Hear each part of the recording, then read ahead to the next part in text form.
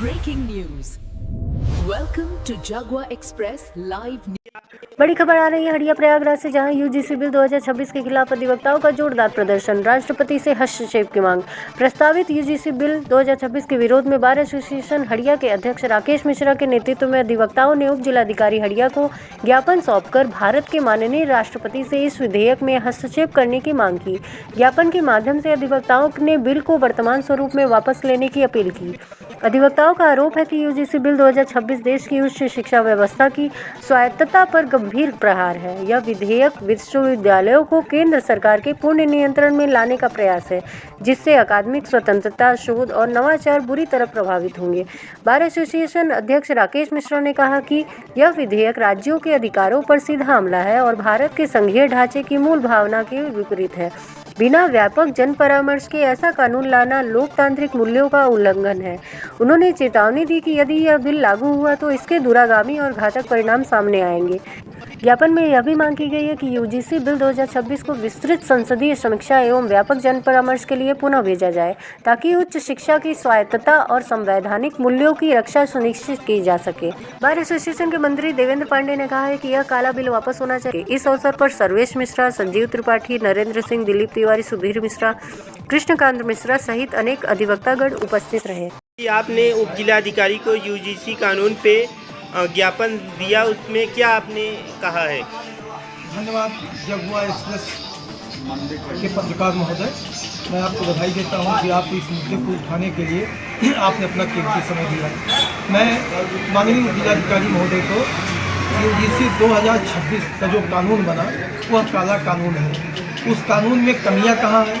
वह कानून चलने योग्य नहीं है, उस कानून को विस्थापित नहीं किया जा सकता।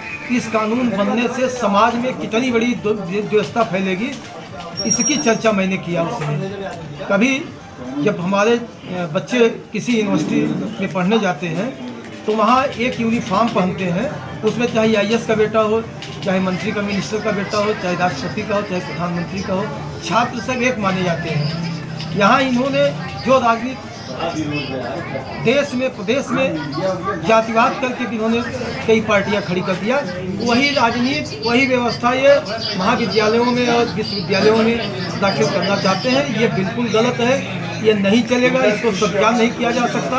अब आपको विश्वास दिला रहा हूँ, अभी तो जो लड़ाई चल रही है, इसके अलावा यह लड़ाई अभी आज से फर्स्ट तक सभी व्यक्ति लड़ेंगे।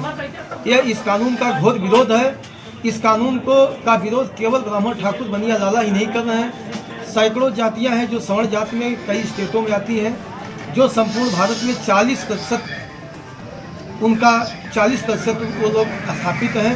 वो सभी विरोध करेंगे। किसी शर्त पर इसको लागू नहीं होने दिया जाएगा, इसको अस्त्र नहीं बनने दिया जाएगा नेताओं का, और नेताओं की एक भी मंशा इस पर नहीं चल पाएगी। मैं राष्ट्रपति महोदय से और माननीय प्रधानमंत्री महोदय से यह निवेदन कर रहा हूँ कि वो इस कानून को की जांच कराएं, जांच करा के इसको निरस्त करें, इसको वापस करें। और मैं जो सवर्ण समाज के सांसद और विधायक हैं, मैं उनको भी चेतावनी देना चाहता हूं कि अगर मैं बूथ पर वोट देने नहीं जाऊंगा तो आप कभी एमएलए एमपी नहीं बन पाओगे। आपके दिमाग में गलतफहमी भरी है। इस बार शायद ही कोई सांसद और विधायक, एक सिंगल सांसद और विधायक विधानसभा में पहुँचे। हम लोग वोट नोटा पर कर देंगे, हम लोग वोट किसी अन्य को दे देंगे, लेकिन किसी भी जिस व्यक्ति ने यूजीसी का विरोध नहीं किया, उनका समर्थन किया, उसको मत नहीं करूंगा, उनको शासन सत्ता से बाहर ले आऊंगा। इसीलिए कभी भी अयोग्य व्यक्ति को कुर्सी पर नहीं बैठाना चाहिए। पढ़ा लिखा व्यक्ति बैठता था, जब से देश आज़ाद हुआ अयोग्य व्यक्ति को भारत सरकार में प्रधानमंत्री बना दिया गया, अयोग्य व्यक्ति राष्ट्रपति बन गया। इसी अयोग्यता के कारण हम लोग आज बंद पा रहे हैं। इसका घोर विरोध है। अभी विरोध यही नहीं है, अभी विरोध सड़कों पर करूंगा। हम लोग नौजवान विधिक रूप से कर रहा हूँ, अगर विधि रूप से नहीं मानेंगे तो अहिंसात्मक से हिंसात्मक करूंगा, सड़क जाम करूंगा, हम लोग धरना प्रदर्शन करेंगे। आवश्यकता पड़ेगी तो अपने प्राणों की आहुति दे दूंगा, लेकिन इसको लागू नहीं होने दूंगा। अगर हमारी आवाज़ आपके माध्यम से देश के बड़े मुखिया के पास पहुँच रही है तो आप पहुँचाने का कष्ट करें। बहुत बहुत धन्यवाद पत्रकार साहब, आपको बहुत बहुत बधाई। के मंत्री देवेंद्र पांडे जी यूजीसी पे क्या आप कह रहे हैं? अध्यक्ष जी ने बहुत कुछ कह दिया। मैं तो यही कहूँगा कि मतलब एक विशेष वर्ग को चिन्हित करके और उत्पीड़ित करके और सबको लड़ाने का काम कर रही है भाजपा। अंग्रेजों ने जो शैली छोड़ रखी थी डिवाइड एंड रूल्स वाली, वही पॉलिसी वो अपना रहे हैं और इनका बिल असंवैधानिक है, क्योंकि संविधान के अनुच्छेद 14 और 16 का खुला अतिक्रमण है ये, जो कि कतई बर्दाश्त नहीं है। जिन लोगों ने आपको अर्श से अर्श पर पहुंचाया, उनके पास ही क्षमता है कि आपको अर्श से फर्श पर पहुंचा सकते हैं, क्योंकि आपका जितना भी कार्य है सब हिटलर शाही से भरा हुआ है। आप चीफ जस्टिस ऑफ इंडिया के ST/SC संशोधन बिल के उपक्रम में रात में ही आप सदन बिठा करके आप जो है उनके विरुद्ध ले आए। ठीक है, वहाँ तक था, ठीक था, लेकिन जब शिक्षा की बात आई, जो हमारे नौनिहालों के भविष्य से जुड़ा हुआ है, आप उससे खिलवाड़ करेंगे और सवर्ण समाज से खिलवाड़ करेंगे तो आपको कभी माफ़ नहीं किया जाएगा। वो समय दूर नहीं। आप UGC बिल पे क्या कहेंगे? बहुत बहुत धन्यवाद आपको आदरणीय पत्रकार जी। जिस प्रकार बरतानिया हुकूमत को खदेड़ने के लिए हमारे भारतवासियों ने एकजुट होकर समाज के हर व्यक्तियों ने उसका विरोध किया और उसको खदेड़ करके यहाँ से समुद्र के उस पार कर दिया।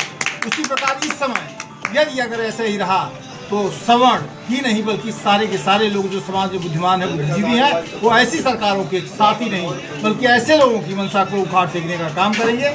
और मैं अभी कुछ नहीं कहना चाहता हूँ, लेकिन इतना जरूर कहूँगा, वक्त आने दे बता देंगे तुझे आसमां, हम अभी से क्या बताएं क्या हमारे दिल में है। साथियों, जो हमारे साथ जो बांटा जा रहा है, हमको तोड़ा जा रहा है, इसी प्रकार अंग्रेजों ने जो काम किया था, अभी आदरणीय मंत्री जी ने और अध्यक्ष जी ने कहा, उसी प्रकार से हम लोगों को लड़ाने का काम किया जा रहा है। ऊंच नीच और छोटे बड़े सबकी बात कही जा रही। सरकारें बात करती है कि सबका साथ सबका विकास। ये सबका साथ कैसा विकास, सबका विकास है? अगर हम किसी की बात करते हैं, ऐसा संसार में कोई व्यक्ति नहीं है जो कि श्रवण बनने का प्रयास नहीं करती है, और श्रवण और दूसरे की बात करके सिर्फ लड़ाने का काम किया जा रहा है। न तो ये लागू होने पाए UGC, और न तो लागू है और न तो लागू होने देंगे। इसके लिए चाहे सड़क उतरना पड़े और चाहे जहाँ सरकार हमसे है, हम सरकार से नहीं है। सरकार तब तक है जब तक हम लोग अपने घर में हैं। जब हम लोग हमारे घर की बहन बेटियाँ निकलना शुरू कर देगी, तब इनको पता चल जाएगा कि सरकार ये कुर्सी पर बैठा नहीं, जाकर